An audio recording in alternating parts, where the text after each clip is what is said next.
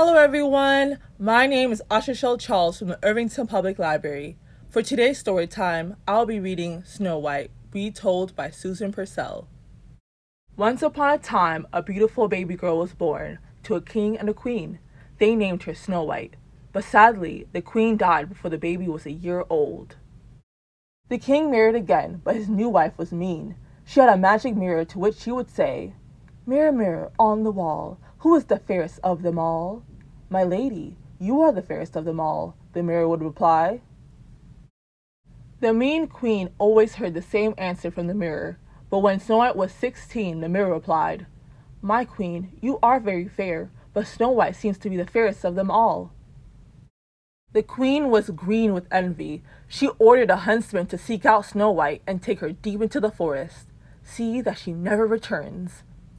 The huntsman took Snow White by the arm but did her no harm. He told her to run far away. Alarmed, Snow White ran far into the wood. She was starting to feel tired when she saw a charming cottage.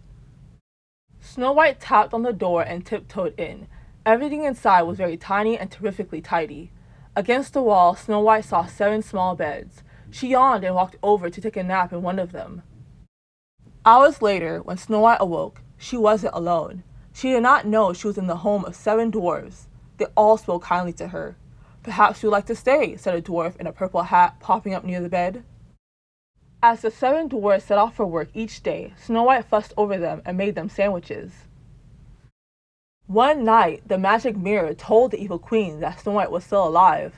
"You lie!" cried the queen with all her might. The queen was so annoyed. Snow White was spoiling her plan to be the fairest in the land. So the queen poisoned an apple, disguised her face and voice, and set off to join Snow White. She found Snow White safe and sound in the dwarf's house. "Apples for sale!" shouted the queen. Snow White didn't recognize the queen in her disguise and purple gown. The queen began to eat one side of an apple, but the queen didn't bite the bad poisoned part. She handed the apple to Snow White. "You can have this one."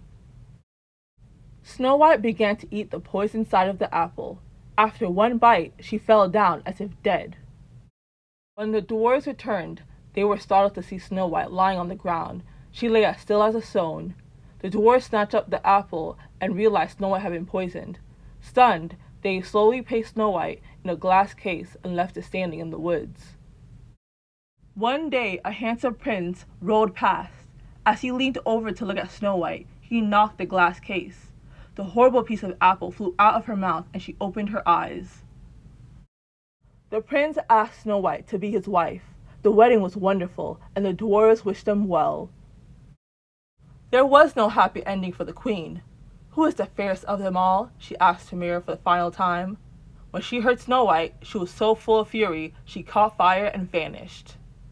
Thank you everyone for joining me in today's story time. If you liked this video, please like and subscribe, and I will see you next week. Bye!